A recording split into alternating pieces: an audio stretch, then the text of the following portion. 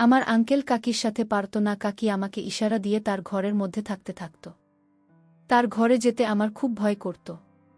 কিন্তু এক রাতে কাকি আমার রুমে এসে খাটে শুয়ে পড়লেন। অন্ধকারে আমি তাকে আমার বউ ভেবে সারারাত তার সাথে। আমার কাছে খুবই সুন্দরী আর কম বয়সী মহিলা ছিল আমার কাকি। আমার কাকিকে খুব সুন্দরী আর কম বয়সী মহিলা ছিল, যাকে দেখে প্রথম প্রথম আমার খুব লজ্জা করত। লজ্জায় তার সঙ্গে কোনো কথা বলতাম না।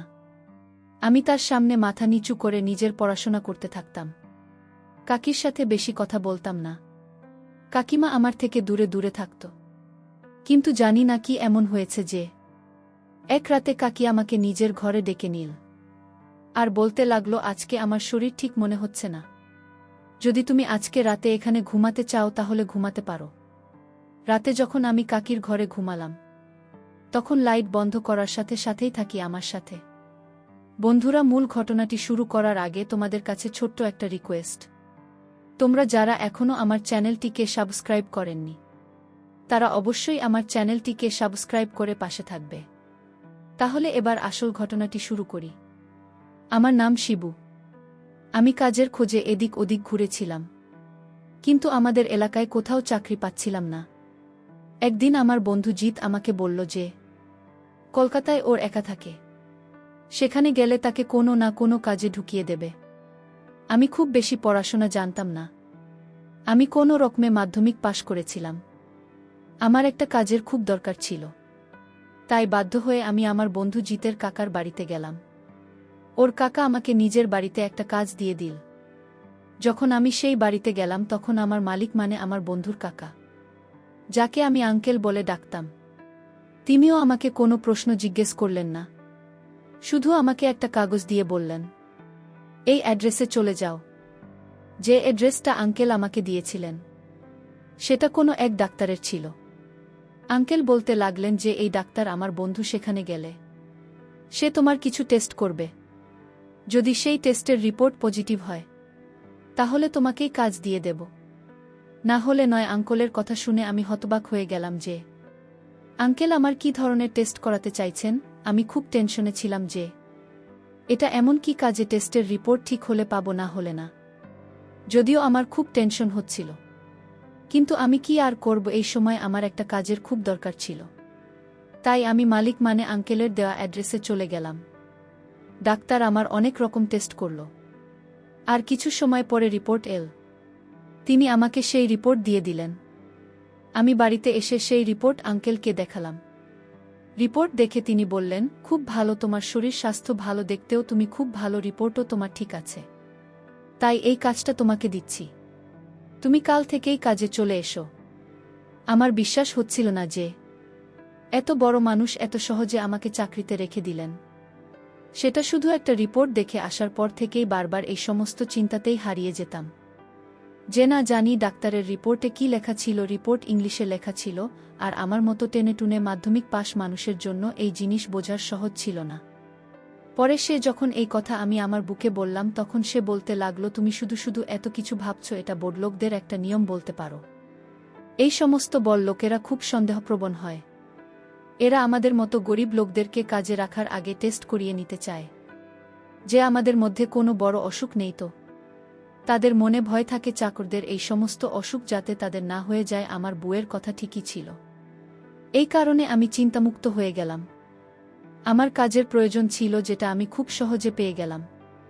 পরের দিন থেকেই আমি কাজে চলে গেলাম। কাকি খুবই সুন্দরী ছিলেন। আমি যখন প্রথমবার তাকে দেখলাম তখন আমি মনে মনে ভাবলাম, আমার বউ যদি এরকম হতো। কিন্তু আমি একজন সাধারণ চাকর, তাদের টাকা পয়সার কোনো অভাব ছিল না। এই অবস্থায় কাকে আমাকে নিয়ে বাজারে যেত, কেননা আজকাল বেশিরভাগ সময় বাইরে থাকতেন। তাদের কোনো সন্তান ছিল না। জানি না কি দোষ আঙ্কেলের মধ্যে ছিল, নাকি কাকির মধ্যে ছিল, তাদের কোনো সন্তান হয়নি। কিন্তু তাদের মধ্যে কখনোই কোনো লড়াই ঝগড়া হতো না। তারা দুজনেই খুব সুন্দরভাবে থাকতেন। একদিন আঙ্কেলের পুরনো চাকর বাড়িতে এসে আমাকে কেমন আছে জিজ্ঞেস করে বলতে লাগল, তুমি টেস্টের সফর হয়ে গেছ? আমি বললাম, হ্যাঁ। তখন সে বলতে লাগলো, মনে রেখো, এই মালিক মানে যাকে আমি আগেই বলতাম, তিনি খুব তাড়াতাড়ি চাকর বদলিয়ে নেন। এটা শুনে আমি ঘাবড়ে গিয়েছিলাম। আর ভাবতে লাগলাম যে এত তাড়াতাড়ি চাকর বদলানোর পিছনে কি কারণ থাকতে পারে। পুরনো চাকর আমাকে ভয় পাইয়ে দিয়েছিল। আমি বারবার এটাই চিন্তা করে যাচ্ছিলাম যে যদি আমার মালিক চাকরি থেকে বের করে দেন তাহলে আমার কি হবে। অনেক কষ্টে তো আমি এই কাজটা পেয়েছি। এখন যদি এটা আমার হাত থেকে চলে যায় তাহলে কি হবে। এই কারণেই আমি আঙ্কেল আর কাকিকে সমস্ত দিক থেকে খুশি রাখার চেষ্টা করতাম, যাতে তারা আমার উপর বিরক্ত না হয়। এটাই হলো কাকি আমার উপরে খুব সন্তুষ্ট ছিলেন। একদিন তিনি আমাকে নিজের ঘরে ডাকলেন আর বললেন, তুমি যুবক মানুষ, নিজের পরিষ্কার পরিচ্ছন্নতার দিকে খেয়াল রেখো। আমার এই রকম চাকর পছন্দ যারা মালিকের মতোই সেজেগুজে থাকবে। এটা বলেই তিনি আমাকে 5,000 টাকা দিলেন আর বললেন, এটা বেতনের বাইরে টাকা, এইটা তুমি শুধু নিজের উপরে খরচা করবে। কাকির কথা শুনে আমি খুব খুশি হয়েছিলাম। আমি আমার বউকে কিছুই না বলে পরের দিন একটা সেলুনে চলে গেলাম আর নিজেকে অনেকটা সাজিয়ে গুছিয়ে নিলাম। সাথে আমি অনেক জিনিসপত্র নিলাম, নতুন কিছু ড্রেস নিলাম। পরের দিন যখন আমি আনতে ঘরে গেলাম তখন কাকিকে দেখে হতবাক হয়ে গেল। সে আমাকে বলল, আজকে তোমাকে খুব ভাল লাগছে, সবসময় এরকমই থাকবে। নিজের প্রশংসা কার না ভালো লাগে। এই কারণে আমি একটু লজ্জা পেয়ে গেলাম। আমার বিয়ের 4 বছর হয়ে গেছে, কিন্তু আমার বউ তো কাকের মতো সুন্দরী ছিল, আর না তো তার মতো ফ্যাশন করতে পারত। এই কারণে আমিও নিজের সাজসজ্জা নিয়ে কেয়ারলেস হয়ে গিয়েছিলাম। যে কোনো বড় যদি তার স্বামীর জন্য সাজে তাহলে সেটা স্বামীর ভাল লাগে, কিন্তু আমার বউয়ের মধ্যে এরকম কোনো ব্যাপারই ছিল না। বিয়ের দ্বিতীয় বছরে আমাদের একটা ছেলে হয়েছিল, কিন্তু জন্মের 4 থেকে 5 মাস পরে ওর নিউমোনিয়া হয়ে যায়। আরও আমাদের ছেড়েই দুনিয়া থেকে চলে যায়। তখন থেকেই আমার বড় দুঃখের সব সময় কান্না করতে থাকত। কিন্তু আমি পুরুষ মানুষ, আমারও কিছু ইচ্ছা আছে। আমি চাইতাম আমাদের আরও একটা বাচ্চা হোক, কিন্তু আমার বউ এমন ভয় পেয়েছিল যে বাচ্চার নাম শুনলেই চিৎকার চেঁচামেচি করতে থাকত। ওর মনে হতো যে আমাদের সমস্ত বাচ্চাই এরকম 3-4 মাস পরেই মরে যাবে। আমার থেকে সবসময় দূরে দূরে থাকত। তাই নিজের কাকিকে দেখে আমার উদ্দেশ্য অন্য রকম হতে শুরু করেছিল। কাকিকে মাঝে মধ্যে আমার সাথে এমন কথা বলতো যাতে মনে হতো যে হয়তো কাকিকে আঙ্কেলকে খুব ভালোবাসে। পুরনো চাকর ও বলেছিল যে তাদের বিয়ে বাড়ির বছর হয়ে গেছে, যদিও তাদের কোনো সন্তান নেই, কিন্তু তারা দুজনে সবসময় হাসি খুশি থাকে। আঙ্কেল নিজের ব্যবসার কাজে ব্যস্ত থাকত, আর এদিকে কাকি নিজের ফ্যাশন আর পার্টিতে সবসময় ব্যস্ত থাকত। কিন্তু আমি লক্ষ্য করে দেখেছি যে কাকি আমাকে দেখলে কিছুটা খুশি হয়ে যেত। হয়তো তারা আমাকে ভালো লাগতে শুরু করেছে। আমিও কাকের সাথে প্রেমের স্বপ্ন দেখতে লাগলাম। সিনেমা বা নাটকে যে রকম সুন্দর কাকির সাথে তার নিজের গরিব চাকরের প্রেম হয়ে যায়, ঠিক তেমন আমিও নিজের মনের ভেতরে কাকিকে নিয়ে অনেক স্বপ্ন সাজিয়ে রেখেছিলাম। কাকে ভালোবাসতে শুরু করেছিলাম। আমি দিন রাত শুধু এই স্বপ্নই দেখতে থাকতাম। এই সবই ভাবতে থাকতাম যে কাকে কি আমার কাছে আসবে আর আমাকে বলবে, আমি তোমাকে ভালোবাসতে শুরু করেছি। এভাবেই দিন চলতে লাগল। এক রাতে আমি ঘুমিয়েছিলাম। যখন আমি পাশ ফিরলাম ঘুমের মধ্যে, আমি এরকম মনে হলো যে আমার বিছানায় আমার সাথে আমার বউ নয় বরং কাকে শুয়ে আছে। আমার বউ তো ছেলের দুঃখে নিজেকে কঙ্কালসার বানিয়ে নিয়েছিল, কিন্তু কাকিমা আমার মতো গরিব চক্রের রুমে কিভাবে থাকতে পারে, এই চিন্তা মাথায় আসার সাথে সাথে আমি সেটাকে আমার নিজের স্বপ্ন ভেবে লজ্জিত হলাম। কিন্তু যাই হোক না কেন, আজকাল কাকে আমাকে দেখে হালকা হেসে দিত। সে বারবার আমাকে তার ঘরে কোনো না কোনো কাজের জন্য ডেকে নিত, আর আমাকে নিজের সামনে থেকে সরতেই দিত না। কাকি আমাকে দেখে বিনা কারণে হাসতে থাকত। জানি না এই হাসির কারণ কি, কিন্তু আমি কাকির কাছে কিছু জিজ্ঞেস করতে পারতাম না। আমার এই চাকরিটা খুব প্রয়োজন, এই কারণে আমি চুপচাপ থাকতাম। কাকি কি আমাকে জন্য ঘরের মধ্যে কোনো কাজকর্ম থাকত, আমি সেটা তাড়াতাড়ি করে দিতাম যাতে কাকি কোনো অভিযোগ করার সুযোগ না পায়। কাকিকে খুশি হয়ে আঙ্কেলের কাছে আমার প্রশংসা করে, যাতে আঙ্কেল আমাকে এই চাকরি থেকে বের করে না দেয়। আমি পুরো সততার সাথে নিজের কাজকর্ম করতাম। এরপর একদিন হঠাৎ কাকির শরীর খারাপ হয়ে গেল। তিনি অসুস্থতায় পড়ে গেলেন। আমি কাকিকে হাসপাতালে নিয়ে গেলাম আর আঙ্কেলকে ফোন করে এই খবর জানিয়ে দিলাম। আঙ্কেল কয়েক ঘন্টা পরে হাসপাতালে চলে এলেন। এর কিছু সময় পরেই আঙ্কেল আর কাকিকে যখন হাসপাতাল থেকে বাইরে বের হলো, তখন তাদেরকে খুব খুশি দেখাচ্ছিল। পরের দিন আমাকে বলল যে আমি মা হতে চলেছি। ওই দিনই আঙ্কল আমাদের সবাইকে মিষ্টি খাওয়ালো আর সবাইকে কিছু কিছু টাকাও দিল। এসব দেখে আমিও খুব খুশি হয়েছিলাম, কিন্তু আমার এই খুশি খুব বেশি দিন স্থায়ী হল না। এদিনের পর থেকে আমার দিকে চোখ খুঁটিয়ে দেখত না। আমি যখনই তার সামনে দিয়ে যেতাম তখনই কাকিকে নিজের মাথা নিচু করে নিত। না জানি তিনি কি করেছেন, তার বেশিরভাগ কাজকর্ম চাকরানি করে দিত। এখন কাকি বাইরে যাও কম করে দিয়েছে। এই কারণে কাকের সঙ্গে দেখা সাক্ষাৎ প্রায় হয় না বললেই চলে। কিছুদিন তো আমার মন খুব খারাপ ছিল। আমার কাকিকে দেখার অভ্যেস হয়ে গেছিল। জানি না কখন থেকে আমি কাকির ব্যাপারে এত ভাবতে শুরু করেছিলাম। হয়তো কাকির প্রতি আমার ভালোবাসা হয়ে গিয়েছিল। কিন্তু সাধারণ চাকর ছিলাম। আমাকে চাকরি করতে হবে, এই কারণে আমি বাড়ির কাজকর্মের উপরে খুব মন দিতে শুরু করলাম। এভাবেই কাটতে লাগল। আর তারপরে সে দিন এসে গেল যখন কাকি এক বাচ্চার মা হল। কিন্তু আঙ্কেল এখন আগের মতো খুশি থাকত না। সে সবসময় টেনশনে থাকতে শুরু করেছিল। আমি বুঝতে পারছিলাম না যে আঙ্কেলের মধ্যে নিজের প্রথম সন্তানের খুশি কেন ছিল না। যখন আমি প্রথমবার বাবা হয়েছিলাম তখন আমি জেন হাতে উঠেছিলাম, কিন্তু আঙ্কেল খুব অস্বস্তিতে ছিল। যেন বাচ্চা নয়, তার বাড়িতে কোনো আতঙ্ক আসতে চলেছে। এক রাতে আঙ্কেল আমাকে নিজের ঘরের মধ্যে ডাকলেন আর বললেন, এই পুটলিটা নিজের কাছে রাখ। আর আমার বুঝে বাচ্চার জন্ম দিয়েছে, তুমি সেই বাচ্চার জায়গায় এই পুটলিটা রাখবে আর চুপচাপ ওই বাচ্চাটাকে উঠিয়ে নিয়ে চলে আসবে। এরপরে দূরে কোনো নদীতে ফেলে দিয়ে আসবে। আমি আঙ্কেলকে কখনো কোনো প্রশ্ন করিনি।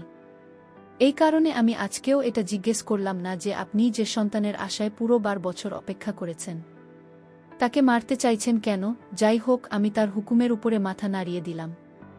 কিন্তু আমি বারবার এই কথাটাই ভাবতে থাকলাম যে আঙ্কেল নিজের বাচ্চাকে কেন মারতে চাইছে। আমার হৃদয়ে এটা কোনো মতেই মানতে চাইছিল না যে আমি কোনো নিষ্পাপ বাচ্চার জীবন শেষ করে দিব।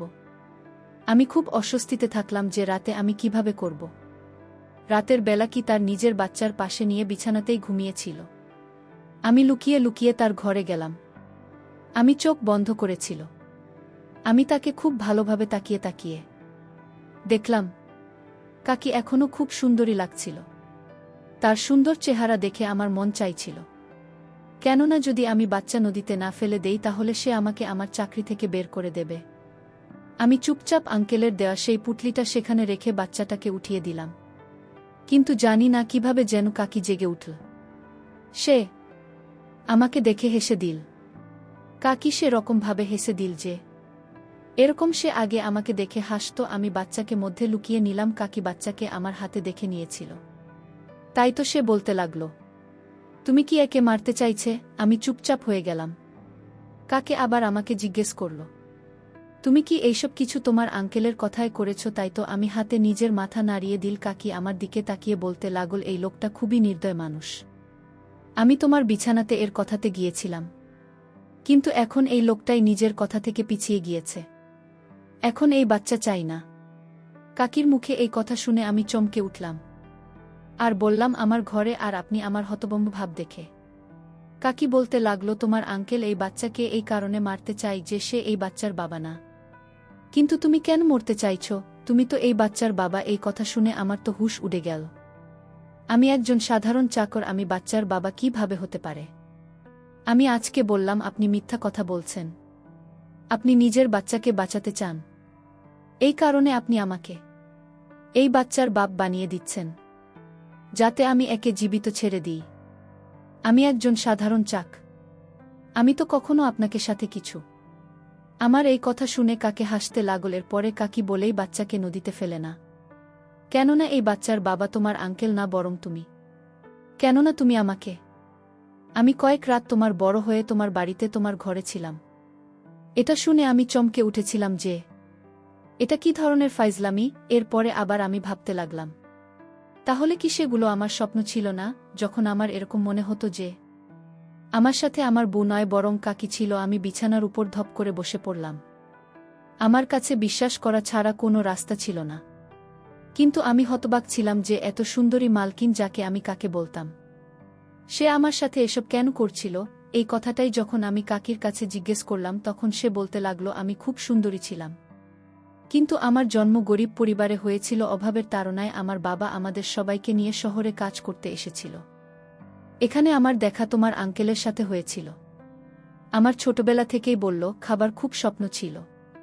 যখন তোমার আঙ্কল আমাদের বাড়িতে আমার সম্বন্ধ পাঠাও, তখন আমি তাড়াতাড়ি করে হ্যাঁ বলে দিয়েছিলাম, কেননা আমি খুব তাড়াতাড়ি বড়লোক হতে চাইতাম। আর আমার বাবা মা বড়লোক ছেলে দিকে হ্যাঁ বলে দিল। এরপরে তোমার আঙ্কেলের সাথে আমার বিয়ে হয়ে গেল। তোমার আঙ্কলকে বিয়ে করার পরে আমার স্বপ্ন তো পূরণ হয়ে গেল। কিন্তু বিয়ের কিছু সময় পরেই আমি জানতে পারলাম যে তোমার আঙ্কেলের মধ্যে মা হওয়ার দেওয়ার ক্ষমতা নেই। সে আমার বলার পরে অনেক চিকিৎসা করিয়েছিল, কিন্তু কোনো ডাক্তারের এত সম্পত্তি থাকার পরেও একে খুশি দিতে পারেনি। কিন্তু আমি মা হতে পারতাম। এই কারণে তোমার আঙ্কেল একটা প্ল্যান বানানো যে কোনো উপায়ে নিজের সম্পত্তির উত্তরাধিকার চাইত। এই কারণেই সমস্ত কিছু করার জন্য তৈরি ছিল। তারপরে নিজের চাকরদেরকে নিজের উদ্দেশ্যে টার্গেট বানিয়ে নিয়ে এই কারণেই সে সবসময় চাকর রাখার আগে তাদের টেস্ট করাত, যাতে সে আগেই জানতে পারে যে সে জন্ম দেওয়ার যোগ্য কিনা। যদি সেই চাকর যোগ্য প্রমাণিত হতো, তাহলে সেই চক্রের সাথে নিজের স্ত্রীকে। কাকির কথা শুনে চমকে উঠলাম, কিন্তু আমি চুপ ছিলাম। কাকে আমাকে আরও বলতে লাগল, উদ্দেশ্য সফল করার জন্য তোমার আঙ্কেল অনেক চাপে রেখেছিল, কিন্তু কাউকেই আমার পছন্দ হয়নি যাকে আমি আমার ভালোবাসার যোগ্য মনে করতাম। এই কারণে তোমার আঙ্কল অনেক চাকর বদলাল। এরপরে গিয়ে আমার তোমাকে পছন্দ হয়। তুমি সেই মানুষ।